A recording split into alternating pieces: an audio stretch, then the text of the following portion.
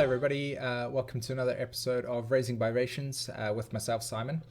Today I'm going to be sharing with you my insights and thoughts on the nature of Scorpio, or at least the archetype of Scorpio in itself. I work with an astrology called evolutionary astrology, and so what I'm sharing with you guys today is a little bit of a different approach to how we understand these astrological symbols. And I hope to kind of like inspire some curiosity, as it were, when it comes to what it is that I'm sharing with you guys today. So for any of you that have been watching the show or the series already, and you'll know exactly what I mean by this, basically what I've been doing is going around the zodiac in itself, beginning with Aries, and showing you the natural evolutionary cycle in which consciousness works and within how life works in itself. So my next symbol, as you can see, is Scorpio, and that just comes after Libra. So basically what we now have is, as I explained in my previous video about Libra, we're basically learning the idea of balance and how to come to a point in which we can find fairness within our needs and wants and ways of being, okay? So what happens next is that we kind of like extend our hand out there and we say, okay, right, this is fair, this is what I'm prepared to offer. And then we hit the Scorpio archetype. And so what Scorpio does now is it says, okay, I trust you, okay? Right? I trust you. So for any Scorpios that are currently watching at this point in time, now we get to understand why Scorpio is inherently a very mistrusting sign, because really what's happening here is that from the perspective of Scorpio and prior life dynamics, you know, violations of trust and betrayal and abandonment have been a part of this process, because you've trusted inherently in something and it hasn't turned out to be the way that it is, or there's a problem or abandonment, etc., or detachment. And so we have these kind of woundings, you know.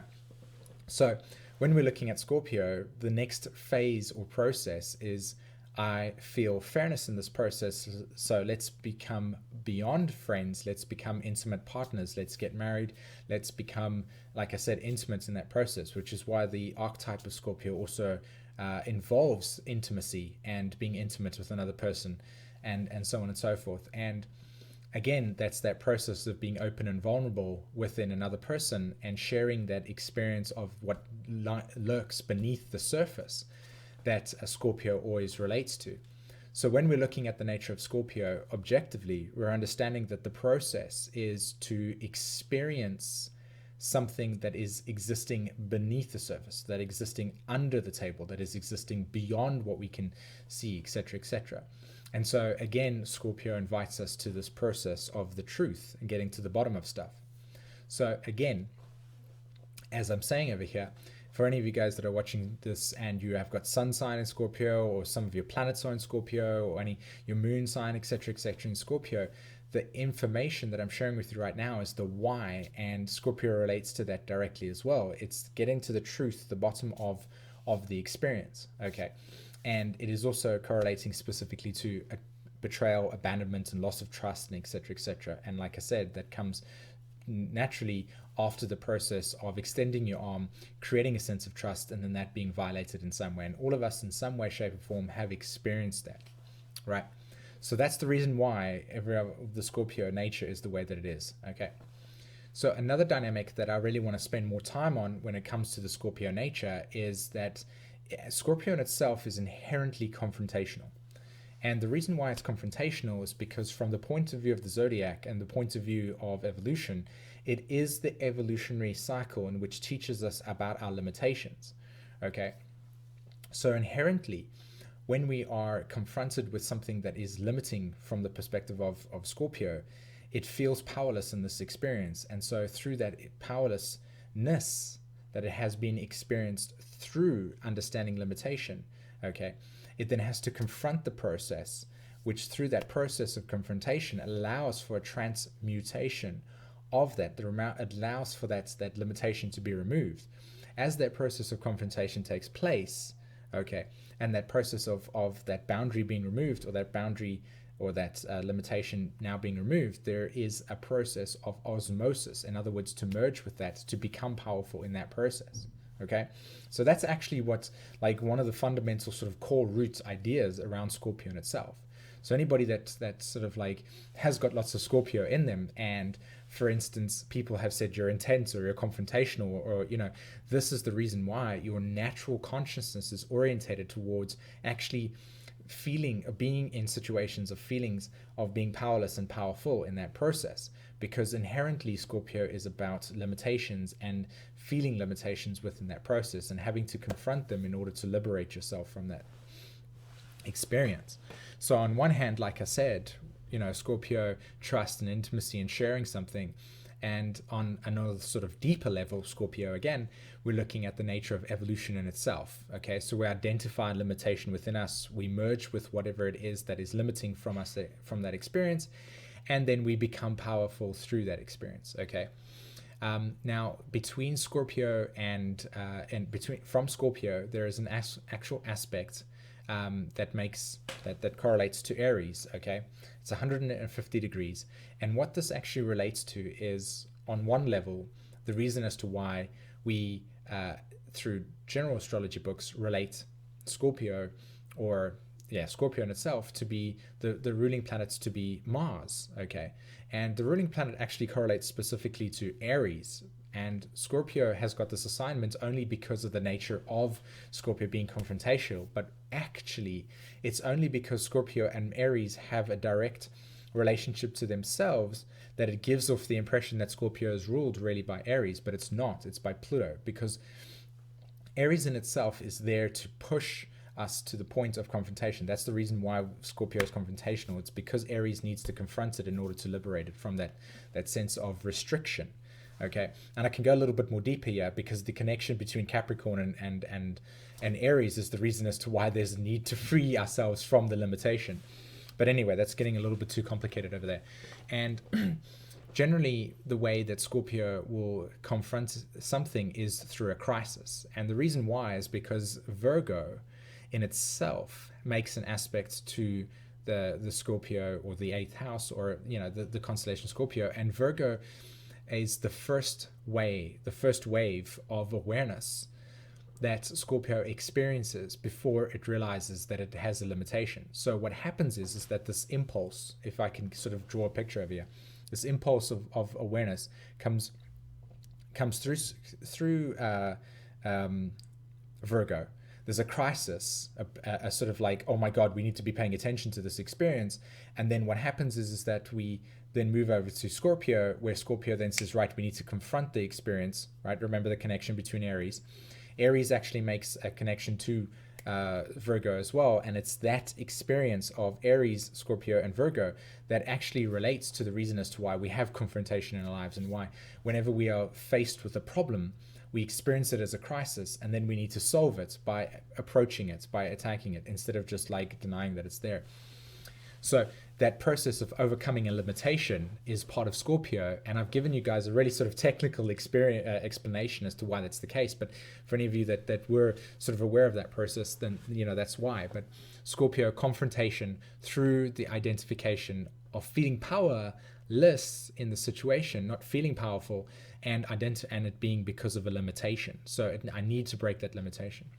Now, what happens here when we're looking at Scorpio as well is the idea of karma. Okay, karma is also correlating specifically to Scorpio in itself, simply because of the fact that it also correlates to the soul, and it is sharing. So what happens is that you create this friendship, and then you share intimate sort of like parts of yourself with another person, and then say, for instance, that trust gets violated, or there's abandonment, etc., and that stays with the soul, and that experience of generating karma with other people comes specifically from that experience, with Scorpio. So karma correlates to the life and death experience, and also to, again, like I said, sharing parts of yourself that are hidden or beneath the surface or on a soul level, because you first have to develop a sense of trust, which is learned through Libra. So that's Scorpio in itself. So if you guys have sun sign in Scorpio, or if you've got planets in Scorpio, if you've got Pluto, the symbol Pluto in Scorpio as well, what you're looking at here is on three things. Firstly, the nature of lifetimes in which you've experienced abandonment, betrayal, feelings of being non-trusting, etc., or any sense of trust being violated, so wounding around that area, so you constantly have to kind of ask for the direct experience, or you have to in a way kind of learn through what is right and what is wrong, etc., with Scorpio. And then you're also looking at the nature of confrontation, because on a sense what's happening is that the soul feels powerless in an experience, and it needs to confront the limitations, and through that confronting it then becomes powerful in that experience. And also we're looking at the nature of karma. And lastly, with Scorpio as well, when you've got Scorpio in your chart, we're looking at the nature of transmutation. In other words, the form of something being completely and utterly different after the transmutation has taken place. So Scorpio correlates specifically to the nature of something that is transmuted, evolution in itself, something that was old, and the psychological process of changing that way of being, or that process, into something new. So those are the sort of like main points about Scorpio, and obviously how it functions within consciousness and its process within reality. So I hope that was kind of insightful for everybody. Like I said, if you've got your sun sign in there, for instance, you're definitely looking at those dynamics playing out within your lives. And if you're sort of like having other planets in there, like the moon, for instance, again, your self-image is going to be looking for the truth, get to the point of it, because I'm really sort of like trying to understand what it means, and such. And so yeah, okay guys, if you liked my content and you enjoyed this series so far, thank you very much for taking the time to obviously do that. I really appreciate all the support that you are offering me and sharing with me, and I'm happy that I'm able to actually provide you with some awesome astrological entertainments and teachings and such like that. If you're interested in knowing more about how it is that I work, or what it is that I work with and such, come over to my website after this video, simonvorster.com. Hit the subscription list, share us your email. And what I generally do with this is every single month or every now and again, I post some insights that I have that I don't post on YouTube to that mailing list, and that comes directly through to yourself, and for anything that I'm offering, etc. And have a look on my sites as well, browse through it, and if you're interested in having an astrological reading as well through that, my prices are over there. I have got a special at the moment where I'm offering 2 readings for $140 or 140 euros. And also, if you're interested in knowing more about your astrology or one specific sign as well, i.e. Scorpio, for instance, I do short personal videos for everybody that specifically talks about one question that you have, or 2 questions that you have, and that comes roughly at about $20, or between $20 and $15. And that's really something that's been a big hit, to be honest. A lot of people are really sort of having 1 or 2 specific questions that they want to know about, and they're going, can you just do me a personal video on that? Which I have done. So that's been really interesting, and a lot of people are having those done.